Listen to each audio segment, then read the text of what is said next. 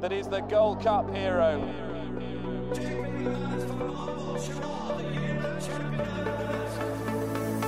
Two of the most admirable chasers you could possibly wish to see. Relentless, remorseless, and pounding Cheltenham Star into submission. Hello and welcome to another edition of the Racehour podcast, brought to you with our friends at bookmakers.co.uk. I'm here in the towers of bookmakers.co.uk with Derm and Nolan. It's myself, Dean Ryan, and Dermo's here. How are you doing? Very good. All well, some cracking racing to look back at. Paddy Aspell has joined us once again. Paddy, how are you? How are we, lads? Doing really well. Let's talk about some of the superstars that were on display over the weekend. Of course, this podcast is a day delayed, and you might tell from my voice that I'm a little bit under the weather. But I wasn't under the weather at the weekend because we found plenty of winners, Dermo, didn't we? Well, certainly did, yeah. Diego de Charmel was tipped up at 12s, wasn't he? And then you had Vinndication. Ballyoptic.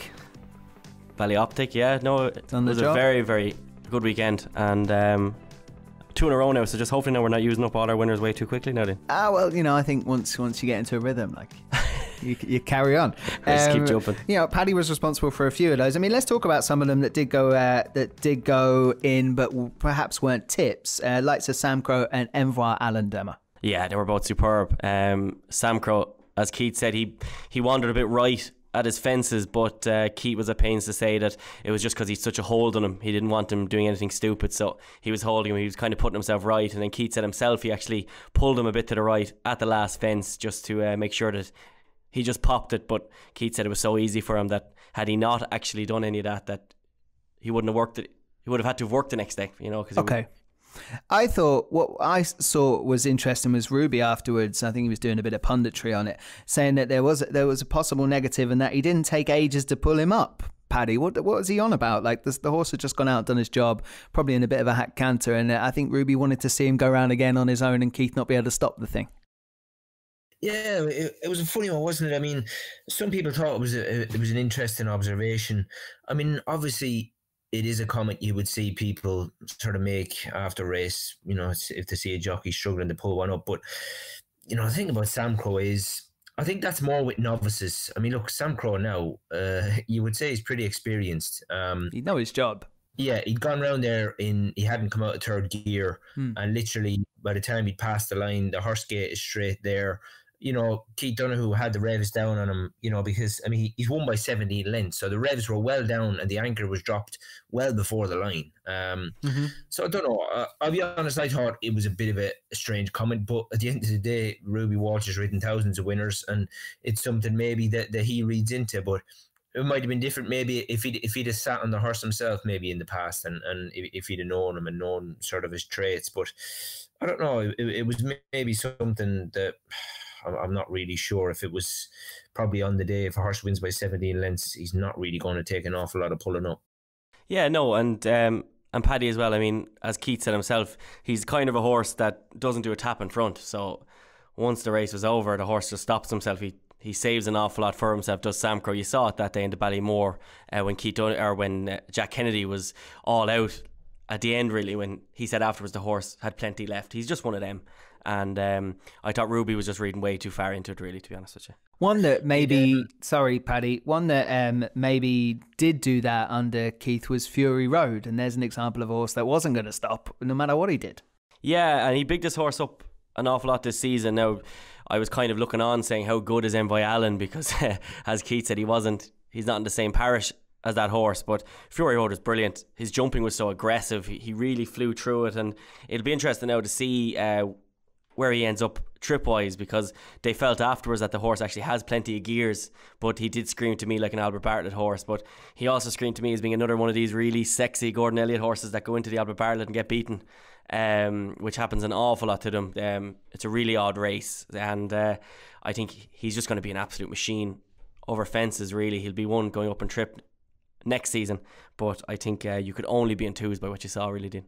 Yeah, I would agree. Paddy, we saw Envoy Allen, and I think, you know, everyone, the hype machine is in overload really with this animal, but keeps delivering. Yeah, very impressive, wasn't he? There's no doubt. I just wanted to ask Dermo quick about Samcro. Did your man say much about if the tongue strap made much difference, Derma? And he didn't say a word about it. No, I think they were more relieved than anything, Paddy, just to see him back after last season. But he felt that Samcro relaxed an awful lot more anyway in the race, and even actually took the lead on quite well, which is a rare thing for him. So I'd say all in all, they were just enthused just to see him get round like that, because it'd been a year or so since he'd actually done that. Like, you know. Yeah. And getting back to Envoy Allen, I mean, that was the first time we'd seen him for 234 days, but I mean, he remains unbeaten. And yeah, look, I mean, he went off 1-4, but he, you know, for a big lad, he looks pretty smart on his feet. That was decent. They couldn't have asked for any more. He stretched away and he's won by 6.5 lengths. And I mean, it was a big field, but you know, he didn't beat an awful lot, you would say, but nonetheless, it was a good start, and it's onwards and upwards, isn't it? Oh God, 100%, yeah. Very much so, yeah. Sticking with Ireland before we do move on to some of those English horses that ran, Delta Work. For me, a tad disappointing, I thought, on return. Road to Respect does what Road to Respect does, which is a clockwork, big number performance, and that was good enough to go and win at the weekend. Yeah, I was disappointed, very much so, with Delta Work. Has never been a horse really that I've been massively into anyway, but I expected more than that. Now, again, in his Bookmakers.co.uk article, Keith was at pains to say that the pace wasn't great in the race, but he also admitted, which a lot of people keep saying, is that this horse's jumping keeps falling apart at times as well. Happened in the RSA last year. He was getting away with it in those novice races in Ireland last year, because he is such a good horse and he was getting away with it all the time, but he can't keep making errors like this.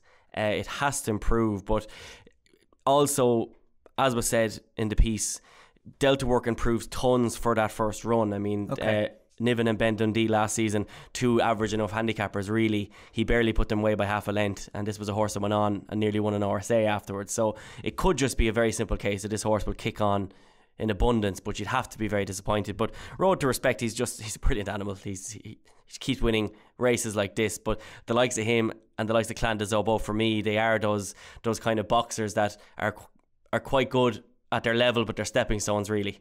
And I think if Delta Work is to go on to be a Gold Cup contender next time out, he is going to have to beat the likes of those horses. Do you know what? Like, and I'm a bit of a romantic watcher of racing, right? So I wouldn't necessarily know the greatest stamp of a horse unless, you know, perhaps someone told me that is one. Delta Work to me doesn't look like the stamp of a chaser that goes and wins Gold Cups. And I give that to Paddy. I mean, he was in with the big boys there at the weekend, and they did look bigger boys. Yeah, there's no doubt. And, you know, Diarmuid mentioned there about his jumping. It has really held him back in the past. And, I mean, he's 6-year-old now. Whether he's progressing as a chaser, I don't know. I mean, you look down to his form, and twice on his reappearance run, it has been beaten. Now, when he did win last year on his reappearance, Diarmuid mentioned there, he just beat Niven by 3/4 of a length, and that was his only winning reappearance run. So chances are he might improve for that return effort, but he's going to have to, because, you know, in the end, Road to Respect, you know, he beat him by over 15 lengths the other day, and there was no real excuses. And like I said, them jumping errors just sort of shone again the other day, and for the minute there would be question marks about Delta Work. Jury is out until we see him again. You'd expect him to come on a lot, and if he doesn't come on a lot, then he might just be a little bit of a back number amongst the big boys this year, but we will find out. I know that the faith is retained at home, but they're going to want to see more come from Delta Work. Road to Respect, we expect, is going to have a similar season to previously and probably just come up short in the big festivals, but that might be a bit of a disservice to a horse that's done so well for Noel Meade. Let's talk about some of the English runners. Lostintranslation, bit of a penalty kick, Dermo, but mighty impressive. Some of the leaps under Robbie Power were breathtaking. I mean, this horse loves the game. Oh yeah, and he's a cracking horse. He really is. It's just the one thing that kind of jumped into my head afterwards, because you can only be wax lyrical about what that horse actually did on the day. His jumping, you could see how enthused that Robbie Power was afterwards. He was positively giddy in himself. But the way he jumps so big and bold and grand, I think it will lend itself beautifully to a Betfair Chase. I think it will lend itself beautifully to a King George, which could be an absolute cracker here, him against Altior, because he'll naturally have a bit more staying to him, I think, than Altior does. But obviously Altior is Altior. But I'd be taking him on all day in a Gold Cup. I think his jumping is so extravagant. It would be pointless trying to get that out of him, because it's a real strength of his. But I think in a Gold Cup, the horses that win this race, look at Alboom Photo's jumping last season, was real arrow-like. He was just about getting over them. Same as Don Cossack, all these kinds of horses. And I just don't think a horse that jumps as big and bold and extravagantly, apart from Cato Star, really wins a race like that. So Altior. I'd be taking him on all day long. I'd be taking on Altior as well in a Gold Cup then. That's yeah, okay, in a Gold Cup. I thought you were going to say just all No. Paddy, what did you make? I was mighty impressed. I know he probably hasn't beaten the greatest field in the world, but I was very impressed with that return. Yeah, he was very good. I mean, he's a big lad, isn't he? And I mean, look, to be honest, Carlisle isn't a big jumping test. They're not big fences. That's why an awful lot of people, especially Southern trainers, like to go there, because although they're very inviting, they're not a very stiff fence, although the hitch the ditch on the downhill run into the straight can catch one out. But apart from that, it's a very good track just to get a few miles onto their clock, to be honest. But you couldn't help but be impressed. But really, it was just a race course gallop. He was just very fresh and well and happy to be out, and he showed that in some of his jumping. I mean, there was one or two he took from outside the wings, but in fairness, even them ones that he did tackle from outside the wings, he wasn't doing it out of just pure freshness and gassy. He's just a very big scopy horse, and even when he was doing that, he was getting there with ease. He's incredibly scopy horse and very athletic.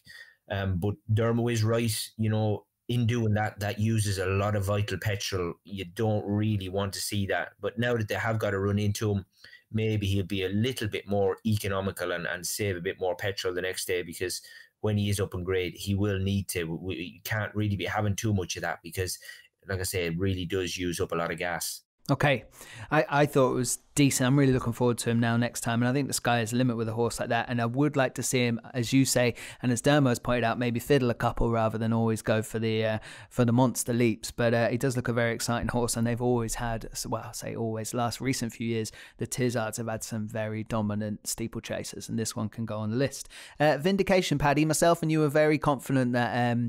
well, I would say very confident. We thought he looked the standout, perhaps, in that Sodetsko, and he went and done it. He was backed as if defeat was out of the question. Yeah, no, very, very impressive, wasn't it? I mean, to be honest, I was expecting him to run very well. I wasn't expecting to do it as well as that, but I just thought he was a horse now that last season was a really big learning curve for him. Although he did manage to win a couple, like I said, he was found out when put in at the deep end simply through lack of experience. But fair play, Kim Bailey looks to me like he's done a great job of training this horse. He's brought him along nice and gradually, but his jumping has improved as far as the experience. He's well able to jump this horse, but he just needed them miles on the clock. But that the other day was very, very good. And, you seen the interview with Kim Bailey afterwards. I mean, he was a little taken aback himself, and he seems very excited now. Yeah, I agree with that. And he was very excited about what they might be able to do with this horse. I mean, Demo, he went in off that, I think it was a mark of like 151 or something. So he's obviously had enough in hand to dominate that field. The way he leapt at the last shows you that the ears were pricked and he really hadn't done much. He was just outclassing a field. Yeah, this happens with kind of last season's novices at times. Remember Norton's Charm, was it the horse for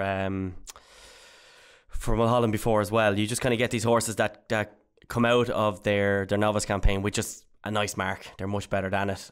I think that's all that was. He's an awful lot better than that mark, and going forward it will be interesting now to see where he'll go, but it's kind of hard to see where he slots in. We've kind of such a strong Gold Cup division. You're kind of looking to see. Sure, look, we'll throw him into the Welsh National as well. But the horse in fourth, on the blind side, I thought ran an absolute blinder. He missed the first three pretty much, and afterwards was really just kind of chasing them home all day. But he really stayed on, and there's a mark and there's a race in him off that mark, and he just needs to get his head back in the game. Really, he hasn't kind of sorted himself mentally out now since his novice hurdling days, really. But Nicky Henderson's great at this now. He will have shown him plenty. He'll bring him back slowly, and there's definitely a big one of that horse. The right four in the firing line for that finish in the end, weren't they? Because Regal Encore is always able to pop up and deliver a big performance. Just don't know what day it's going to come, and it came that day. Ran very well. Black Corton, who's obviously a stable star and continues to run big numbers, and on the blind side, probably just learning a little bit more on the job back in fourth. So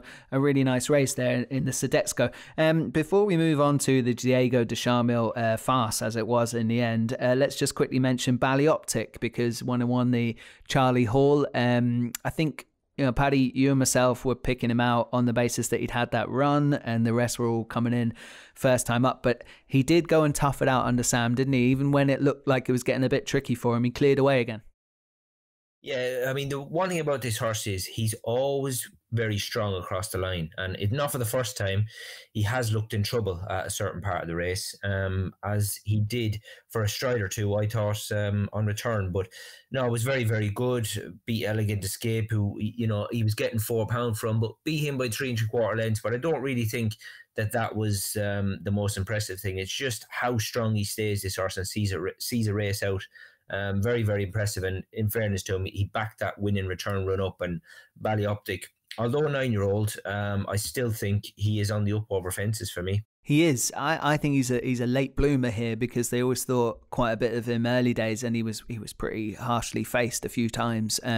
So he's going to win the Charlie Hall. They're talking about going for the Hennessy, the Ladbroke now, Dermo, and you know that's a kind of race that can go to a horse like that. Oh, got it, 100%, and you wouldn't doubt it whatsoever. But they were saying though as well, weren't they? The Betfair Chase looks more likely for him, and it's as he said, there's no handicaps now for him, so you just have to keep going for these races. But he's the kind of horse he'll be third or fourth in these kind of races, Dean. I think that Charlie Hall was piss poor, so I think he won it. He won it very well, but I wouldn't be tying any bows onto a Ballyoptic for the rest of the season. Another one smashed off the boards as well, price-wise, wasn't he? He went off 11-4 joint favourite, so, you know, there was that fitness angle. It seems like a good few people landed with that. All right, let's talk about Diego de Charmille. There's been some absolute nonsense written about the steward stuff following the race. Paddy, you're a jockey. If that happened to you, which way would you be siding? Should Diego Charmille have kept that race at Ascot? Obviously, from the purpose of my wallet, I'm glad he did. Yeah, no, it was a tricky one, wasn't it? Because it wasn't a manoeuvre by the jockey. It was just nearly a very nasty incident, really. Because the second horse as well Capeland. In the result of Brownies, was very lucky he didn't injure himself off the upright of the fence as well. Because when you watch where he put his feet, it was very, very lucky he didn't pick up a bad injury. But look, it was just a freak incident. It wasn't. I thought the jockey, Lorcan Williams, showed serious balance on the winner to stop on board, because it was incredible. And I mean, the top and bottom of it is, through no fault of his own, the horse of Bryony's, he didn't jump the fence. The winner did.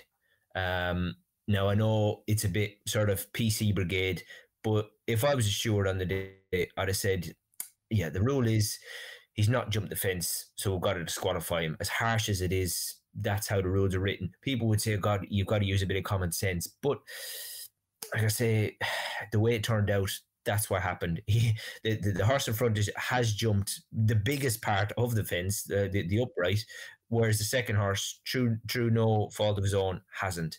And he had to go, unfortunately. But it was just a freak incident, and one that I think we won't see very often. I'm sure you'd probably never see it again. But like, Diego de Charmille should have kept the race, Paddy, yes or no?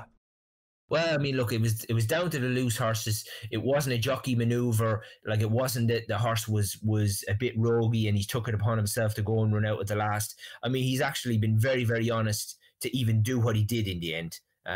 But you know, you can't apportion blame when there's loose horses involved. So for me, I thought the right results came about. So it's a yes. Let's go to Demo. What did you think? Under the current rules, yes, he should have kept the race. Fine, we can move on. That's it, yeah, point over. I think, though, that the rules need to be looked at and changed. For what reason? I think simply if one horse, not jockey's fault, not anyone's fault at all, but that horse in second was taken out by the horse that won the race. I think the horse in front, regardless of, you're not blaming the jockey in this, the momentum, the horse in second lost completely and was thrown out of the race. If that was with a different trainer, there would have been much more of a complaint put in, and I don't think it's fair at all. The same thing happened in the Tingle Creek a few years back, jumping the last. Cider Grugy pulled left and absolutely cleaned Special Tiara, but because it was jumping the last fence, Cider Grugy won by 1.5 lengths, but Special Tiara just kind of came back to him then after losing all momentum. The rules at the moment completely and utterly suit the perpetrator and suit the aggressor, and are against the horse that ends up being knocked, because they end up working it out then by how far did the horse win by, and do you think the horse would have won anyway? I think regardless of what happens there, it's not Lorcan Williams' fault, as I keep saying, but the horse has caused nearly a serious incident. Capeland and the jockey were very, very lucky to both walk away from that. Neither of them could physically jump the fence because of what the winner done. Then the winner does not deserve to win that race. Do you want to be in a world where you watch racing where a horse that doesn't deserve to win a race wins a race?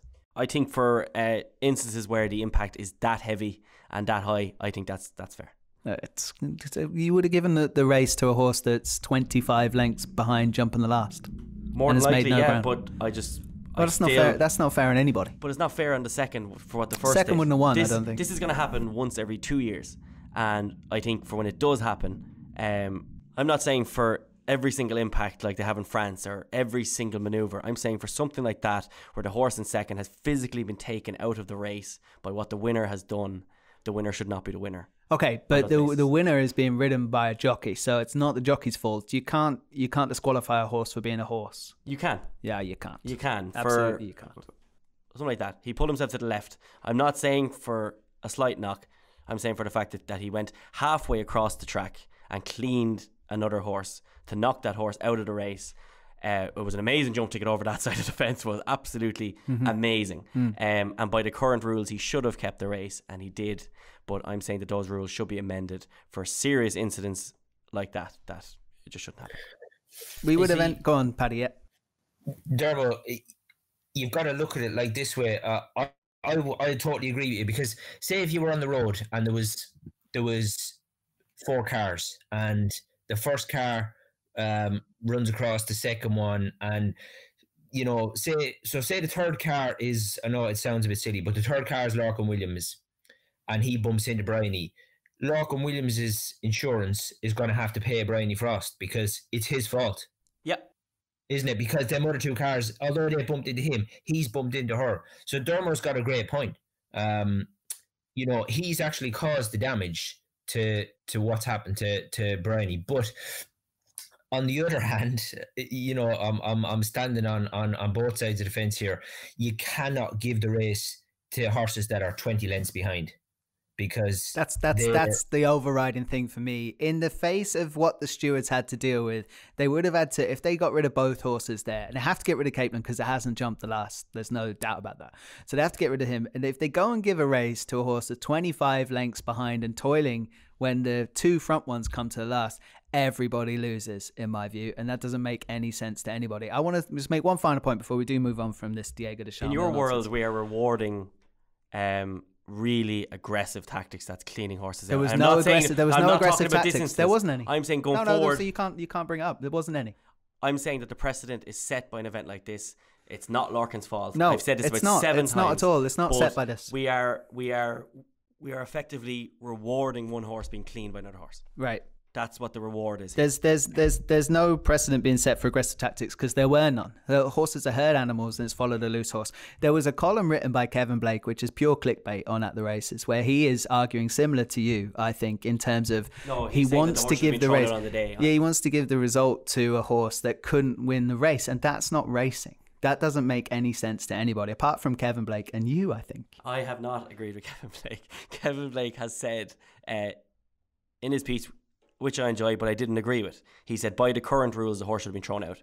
I'm not saying that. Which is I'm saying too. By the current rules, the horse should keep the race, but I'm saying that these rules should be looked at for a freakish event like that. I think it's a really simple situation. The best horse won the race, keeps the race, end of. But at what cost? Move on. No cost. We tipped it up here on the podcast, so we're gonna row in behind. I made money that. off this. Right. Okay. Thanks. The strongest part of your argument, Dino. Yeah, exactly. The wallet. Always.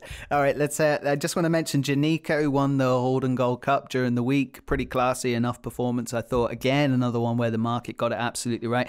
And a disappointing first run for Paul Nichols's McFabulous. He has a terrible record with maiden hurdlers at Chepstow. I must credit Narrow the Field for me picking it up on Twitter. And a really nice winner there for Silver Hallmark, who looks a horse going places. Front 2 might be quite good there. Anything else anyone want to pick out from the weekend, chaps? Yeah, A Wave of the Sea won the first race at at Down Royal on Friday for Joseph O'Brien and JJ Slevin. Looks a very good horse and is a good marker now going forward for the Irish Triumph Hurdle contenders. Looked very strong, finished just like Ruby Walsh would have loved. They couldn't kind of stop him after the line, and I thought he's definitely one going forward now to keep your eye on. Ruby Walsh tick applied there for non-puller-uppers after the finish. It's going to be something we might carry forward. We found 2 more horses for the Welsh National as well during that review. It's going to be the greatest Welsh National of all time. Paddy, Dermo, thank you. We will take a break here on the Racehour podcast, brought to you by bookmakers.co.uk, and we'll come back and have a look at the next weekend's racing. You're listening to the Racehour podcast, brought to you by bookmakers.co.uk. Check out bookmakers.co.uk each and every day for tips, news and the best odds for horse racing. Looking for a new bookmaker and the best sign up offers in the industry? You'll find that at bookmakers.co.uk, sponsors of the Racehour.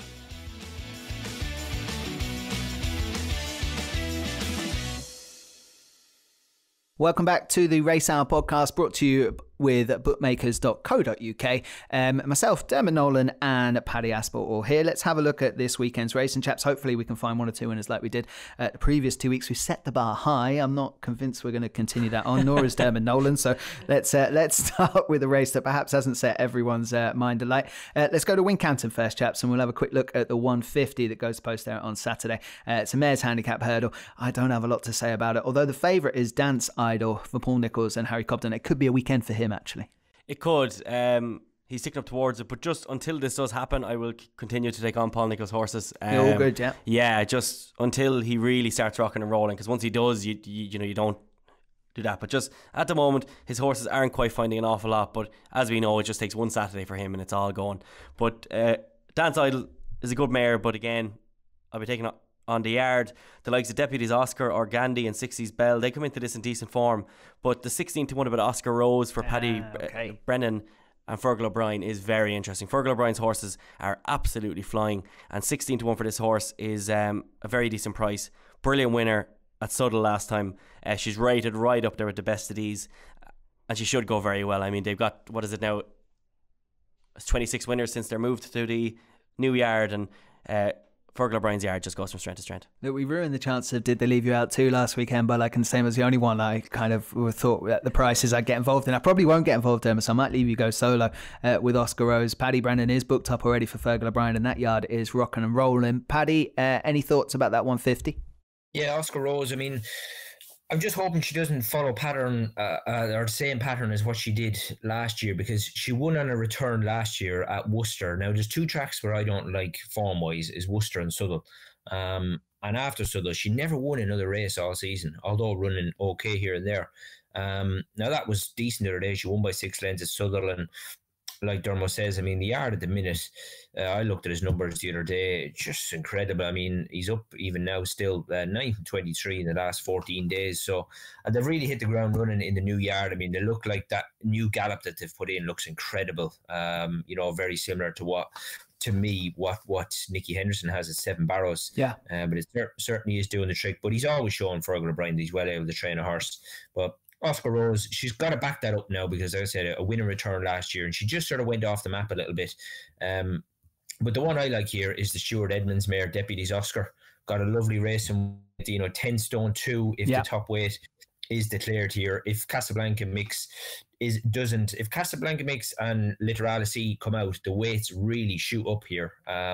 So we're going to have to wait and see what the decks do. But I was really impressed with Deputies Oscar. She's very, very gritty mare. This goes from the front, jumps well, very, very honest. And that was a real good performance at Market Race in the last day, because it looked for a stride or two like they were going to put it up to her. And she cleared away again from the back of the last. And Stuart Edmonds, he's a very, very capable trainer with a fairly limited number of horses. Fair enough. Deputies Oscar then put up by Paddy. It's around 7-1 right now, with Oscar Rose getting a couple of nods from Diarmuid and myself for that 150 at Wincanton. Let's take a look at the 225. We know Colin Tizard doesn't mess about when he thinks he has a good horse, just keeps throwing him into the ring. The Rising Stars Novices Chaser Grade 2, the 225 at Wincanton, 2 mile 4 in front of Reserve Tank, which is the horse I'm talking about now. It's going to go off short, I think, here, and I'd imagine they will get it done, Dermo. Yeah, this is I'm attacking this race from a completely different point of view. Punting wise, I've actually done an each way double with one in this and the race afterwards. Okay. Reserve Tank should win this. I mean, that was a decent run, and Jarvis Plate, who actually beat the horse last time, he's a good horse, and he's coming from a yard where just Fergal O'Brien could have the stable catch jumping fences at the moment. But it's Reserve Tank should get this done. He really should. His form last season is quite smart, albeit it is late season novice form, as Richie O'Shea asked us about on the podcast a few weeks back. So there is a few question marks about him, but he should be good enough to get this done. But there's one horse there at 16-1. I think this race is going to completely fall apart. So at the moment, you can get your 3 places on him, and it's Comanche Red. He's jocked up there with Tom Cannon on board for Craig Gordon, who's a trainer I quite fancy. I quite like as well, who's got very few horses. But this horse is I liked him in his novice hurdling days. He just there was a ceiling there, definitely. But he ran a really good race last time at Warwick when he jumped to the right. So going right-handed here at Wincanton will really suit him. And he has his experience now. He was third that day. He was only 5 lengths behind Ballymoy, despite jumping so bad. And right-handed will definitely suit him an awful lot more. And he'll love this place. And at 16-1, you're taking a price with a horse who looks like he is definitely running against a load of horses that really mightn't. Okay, Comanche Red is dropped up. Tom Cannon for Chris Gordon. That's number 3 in that race there. Paddy, for me, the race is Reserve Tank turns up, wins. Dermo's trying to find a bit of value, maybe has done. Yeah, I mean, Reserve Tank, he probably just done enough wrong at Chepstow, didn't he? He was keen and gassy, and I thought both him and the horse of Paul Nichols's, trying to think what it was, in the same colours as If You Say Run. Posh Trish, yeah. I just thought they were getting in each other's way a little bit, and they were just upsetting each other, whereas Jarvis Plate dropped in, was a little bit sticky early doors, and it's actually helped Jarvis Plate to win the race because he didn't get involved in the early nonsense. And I just thought Reserve Tank, he just had a little blow and got tired, albeit ran well. But, he's got a rating, a giant top rating here with Ballymoy at 151. He's bound to improve for the run, but I think this is a pretty deep novice chase. I mean, I think the mare at the bottom of Paul Nichols she's 2 from 2 at Wincanton.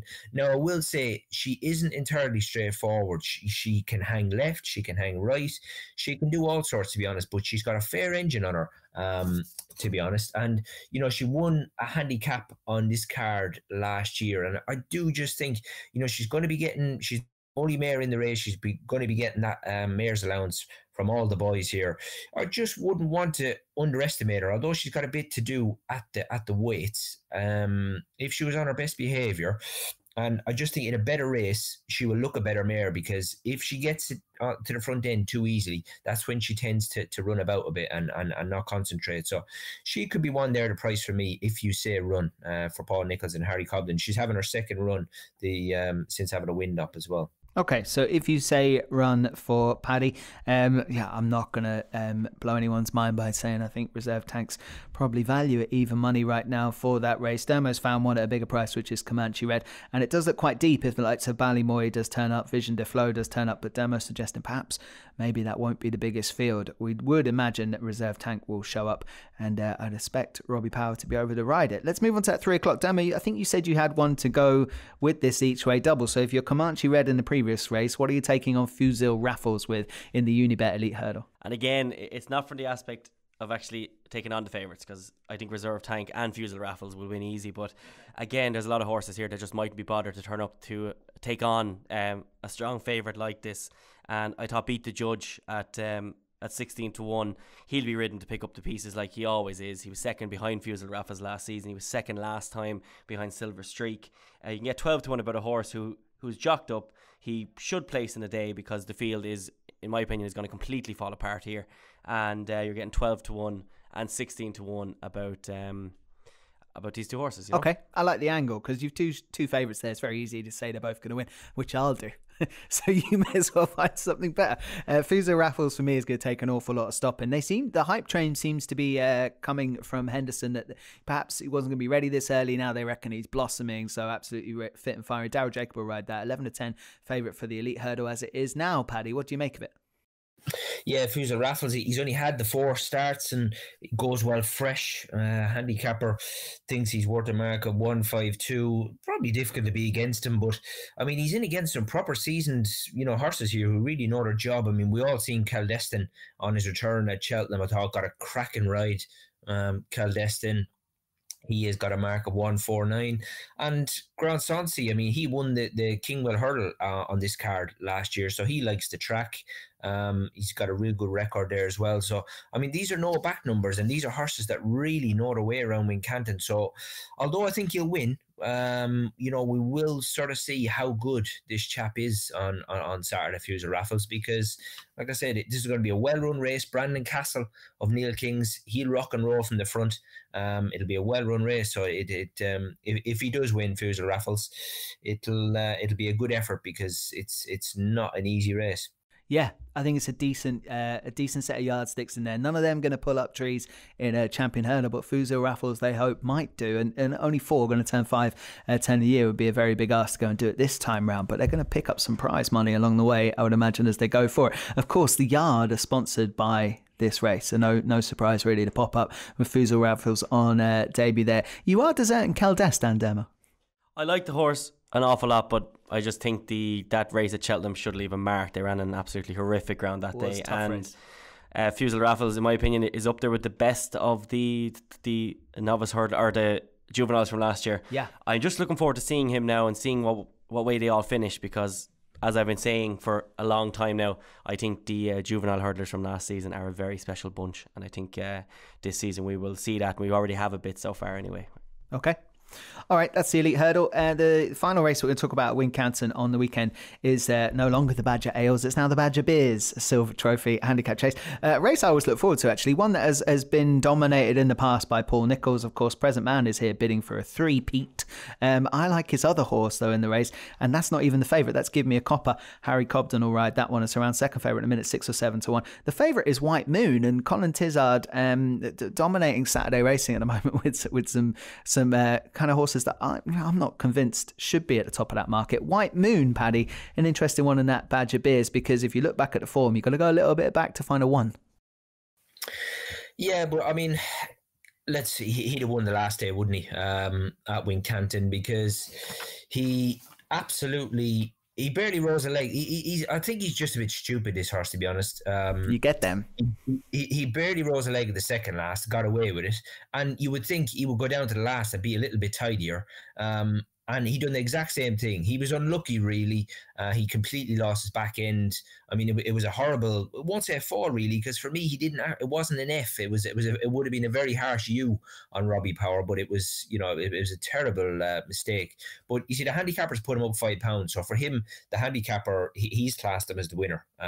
So really, he's unlucky not to have a 1 there as well. And if you can remember the other F next to his name, that was when he was in that Cheltenham race when he was completely blinded at the second last in Count Marybell's race. So he hasn't always had the rub of the green, this horse. But, like I said, that was a horrible incident where he really lost his back end, and you can see horses do some real damage doing that. So I'd prefer to sit on the fence with this chap, because, he's going back to the scene of the crime as well, albeit he is a course winner round there, but it just wasn't a very nice incident visually. So I'd prefer to give him a miss. The other one I looked at is my old mate, isn't it? Although he's 10, is the Young Master, because he's a course and distance winner, 11 stone 3. He's a real good weight carrier, this horse, and he's got a good course record. He's only finished out of the money, or he's only been round. Let me see. He's only finished out the money a couple of times, but he generally does turn up and run his race at Wincanton.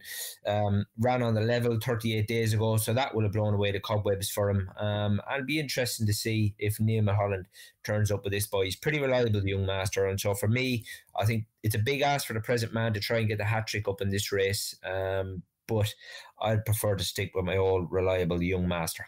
Okay, Young Master for Paddy. I just want to echo some of the things you were saying about White Moon.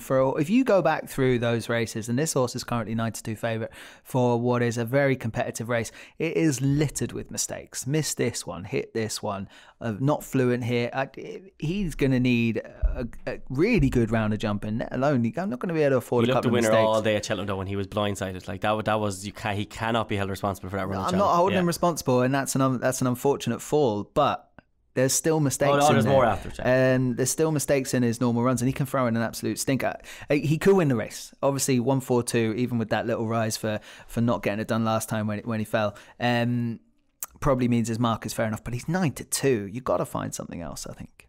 Demo. Yeah, there's an unfortunate negative with White Moon, Dino, and it's a big one, is the fences can tend to get in his way. That's it. That is it. One horse whose the fences will definitely not get in his way, although they have in the past actually, is Calypto at 16-1. Venetia's team now are starting to fly now that the ground is in shite, and Calypto can definitely win here off 147. We know he handles the track, we know he handles the ground, and overall he jumps very, very well. It has to be remembered that this is a horse who went off a favourite for the Triumph Hurdle that Tiger Roll won. He was only beaten a few lengths when 6th in the Grand Annual. Venetia seems to have really gotten to the bottom of him. He's a horse who always had the ability. Venetia now has him. He's won on heavy ground. Like there really is nothing against him. And it all depends on how far that this horse can kind of keep progressing now. Like Venetia her horses tend to improve as they get to 8, 9, 10, as opposed to the opposite way. So he was with Paul Nicholls. He's obviously with Venetia Williams now for a while, and I think with just the way her yard is starting to kind of to flow along now, I think Calypto is a mighty big price at 16-1 if he does indeed run. Interesting shout that. It is seeming to be just about the time to just back Venetia blind right now. She is firing a few in, and this background, wherever it turns up, always helps. Calypto's an interesting shout. There's a few I wanted to pick out. I mean, I spoke about Rock the Casbah on here before. I still think there's a race in that off 150, but I'd be loath to think it was this one because I think it's quite hot. I can't see Present Man doing it again. White Moon is going to make too many mistakes for me. If he doesn't, obviously he's a live player, and the money seems to be pretty significant coming for Colin Tizard's horse White Moon. So it's give me a copper for me. I know they always fancied this to be a horse that was really well handicapped. I'd imagine he still is. A race that Paul Nicholls often nails. I don't think it's going to be Present Man. I think give me a copper. 7-8-1 is a fair enough stab if you're going to be having a go at the race right now. And if you wanted a second one, for me, it's probably Some Kind of King, which I think is put up on bookmakers.co.uk by the ante-post tip. So he finished second in this to Present Man before and is off a similar enough mark for Tom George, who seems to be going well. So I think we found some outside shouts in there. But if I had to nail my colours to one, it would be give me a copper. Demo, you're on Calypto. And Paddy, you're nailing your colours to the Young Master to run a big race. Yeah, and then we've obviously got one to keep everybody in the play spot, of course, West Approach, Dino. Yeah, he's a good play spot horse, right? He loves a silver medal. Perfect. Okay, that's Wincanton. Let's have a look at Aintree, because there's one race there that I wanted to give a mention to.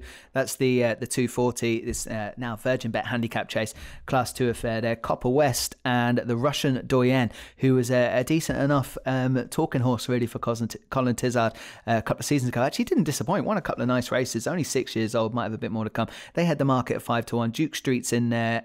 Riders on the Storm is an interesting trainer switch, Demo. Definitely, yeah. This was a horse that we believed in an awful lot last season when with Tom Taftine. The horse is now a Nigel Twiston-Davis, so you can guarantee that he'll be more than fit enough for the job. But the one that I just think here is a massive bet is again following Venetia Williams, and it's the favourite Capage. I mean, this horse's last run was in December 2018 when was just a few lengths behind Frodon at Cheltenham. Gave an absolute wondrous run that day. It was brilliant altogether. And there's no better yard than the Venetia Williams yard to bring a horse back from an extended break like this. Has been put down £2 for that run, so is now on 141 as opposed to 143. Venetia Williams is again, she's, as I previously said, she's out now. They're all flying, as they will be. The horse himself has previously won from 185 days break. So everything is in Capage's arms here if he's back, if he's declared obviously as well. But like, it's just for that form of running behind the eventual Ryanair winner. Now I know he was getting buckets of weight, but still he's more than good enough to win a race like this. And off 141, I think Capage, if he is indeed declared, he's the bet of the weekend. Wow. Okay, let's hope that turns up. That's Capage or Capage for William, number one anyway. However you want to call it. Hopefully we call it home first in the 240. Aintree. Paddy, what did you make of this race? I think you have to... I don't know, actually. I think this is tricky. Yeah, but he's very likeable. This Capage of Venetia's ground is going to be on the soft side. You know, another French bred that she does terrifically well with. He's very consistent. And I mean, to be fair, this is, although he has got 11, 12, as so many Venetias all the time, always seem to be lumping around plenty of weight in these handicaps. But it's a pretty compact handicap because really, apart from the two right down the bottom, they've all got 11 stone plus. But you've got to respect them. But I think the horse right down the foot of the way, it's Copper West. Although 8-year-old, he's got a pretty good record over fences now. You know, 10 starts and he's only been out of the money on a few occasions. The yard is going very, very well. Got a lovely racing weight. And he will have 10-10 because, you know, we've got, you'd imagine of the top two are going to be, one of the top two are going to be declared. We're going to keep the weights as they are. So I would be happy to be with him because, I mean... Tom George, I think the yard are in a real rich vein of form at the minute. I thought they've done a phenomenal job, albeit I think Black Up has been away to Henrietta Knights, hasn't he, for school and practice because he looked very, very good the other day, Black Up. And if he can get a horse like Black Up to go around and jump like he did round Stratford the other day, because for me, he just could not physically jump a fence. And he went round the other day and he was mustard. So if horses like him are turning up and putting in performances like that, it just shows that the string are fairly healthy at the minute. Okay. Interesting shout for that. I'm currently around 5-1 and should go well for Tom George if declared. Again, we are talking about if declared quite a bit at the minute, but then that's always the nature of the Race Hour podcast because we're so early into the week. But the West's Awake, I thought if that turned up for Edward O'Grady, would be an each way price that might be of interest. Does have an entry in that Bet Victor as well coming up at Cheltenham. So I wouldn't be surprised if he gets something out of that in a big pot. It's been tried pretty highly and raced a lot, hasn't it? No, yeah, but he's a very classy horse who the ground really seems to come right from it all. So I think it's he's been a frustrating one. He's been kind of like that Peregrine Run where they were waiting for a pot. It just never materialised. So just this summer they just let him off and just let him win all those kind of bad races. So the West's Awake is kind of similar, but I'd agree with you. There is a big race in that, but I think I just have a feeling that he will end up at Cheltenham. Okay, yeah, you're probably right. Wherever that one turns up, I wouldn't be surprised if there's a bit of money behind it and it runs well for Edward O'Grady. So that's the West's Awake in that race. A real tricky contest actually at Aintree. I'm not sure we've solved it perhaps, but let's find out when the racing comes around. Derm, I might go to you about Sunday at Navan. It's like a little mini festival, isn't it? You might see the likes of Min, Duvan. I see them declared. Apples Jade is declared. What are we expecting? It's going to be a brilliant card no matter what happens. I mean, you've Apples Jade, Bacardi's, it's a fairly decent card. A Magic of Light, and then you end up in two races after. Then you've got Duvan, who Horse Racing Ireland reported today is apparently set to run. Wow! And all word on Duvan is that he's working the house down at home. Wow. So has he ever done anything else? No, but it's still for a horse off 585 days. You'd be thinking that whatever word was coming from the yard, they'd be trying to dampen it as much as possible. But it seems to be the opposite. He could, after this race, in effect, like you could have a worse than a €2 or €3 bet on him at 33s for the Queen Mother. Like, you know, there's much worse bets because if he turns up here and beats nothing but Ballyushin, but beats him by 20 lengths, you can guarantee he'll be 12-1 or something. I made this point in the first podcast back this year, is that there are people out there willing to part with hundreds of euros and pounds on this horse at 6-4 for a race that they may well turn up, see him running again this March and be staring at the same price going, no, he was 33s. He was 33s, So just €2 or €3 on him makes absolutely perfect sense. But it looks like a really, really proper card. It does. Paddy, it's early in the season, but if we do get these horses out at Navan the weekend, that might be better than Saturday's racing. Yeah, for sure. They have got a few entries, haven't they? especially these ones in the 4-3. But yeah, it'd be interesting to see what is declared, because, you know, obviously, like we said, we've got last year's winner in there, Ballyosheen. Got to come forward again for that run 35 days ago. Duc de Nivre, 192-day absence, but very, very hard not to be impressed with that chap. And which horse did you say is working the house down, Dermot? Duvan, apparently, Paddy. But again, Paddy, this is all whispers, and, you know, so God knows. Wow, so it'll be some performance. 565 days since we last seen him. Yeah. Be incredible, wouldn't it? Yeah, it would be. Do you know, I want to talk about Duc de Genève for a minute, because I think I saw Stephen Cass, who's obviously a friend of the show and often appears on the Race Hour, talk about DDG, as he called him, so you have to read into what he's talking about, as being a Gold Cup horse. Now, win a great Arkle, but, you know, won it. Dermo. Yeah, I'm yet to be convinced by that anyway. I like the horse, always have, but I'd see that as reaching, perhaps. Plenty of class in him. I mean, you do get these horses that go through. See, this one's gone and won an Arkle, but Sizing John. Yeah, okay, there's an example. But there are others where they step up and trip, and there is more to come. It's already a 162. Wouldn't be the biggest leap in the world. Stephen, I'm just trying to dig you out of a hole here, because Demo said no chance. But I think actually that is what Mr. Cass likes to hear when he comes up with something wild.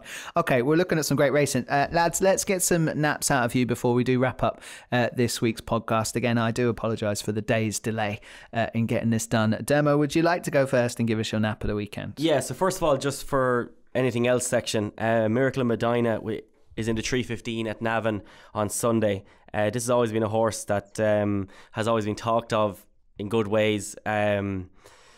He's clearly been difficult to train. He's very little race for an 8-year-old, but Gordon Elliott tends to target this meeting very, very much so, and he's one of the only entries in the race for Gordon. So if Miracle in Medina is declared in that 3:15 at Navan, you'd have to think that a mark of 116 is below what the horse is actually capable of.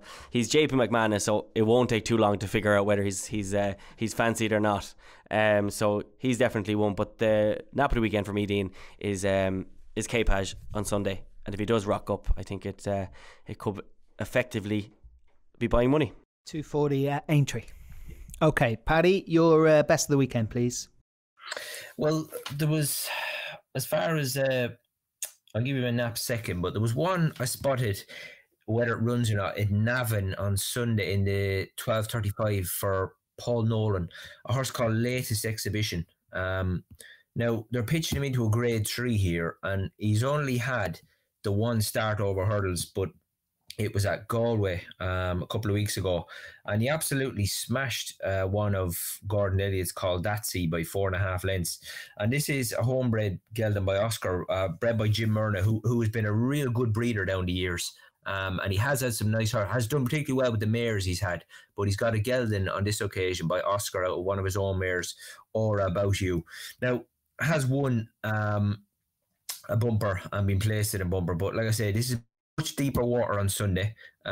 Could turn out to be a real warm race, this, but I wouldn't be surprised if Latest Exhibition was to run very, very well. So that's the 12:35 in that grade 3 on Sunday. Nice. As far as my knock goes, I'm going to go with the mare that I mentioned right at the very beginning, Dino, in Deputies Oscar. 150 win Canton. Real tough mare. This knows how to win.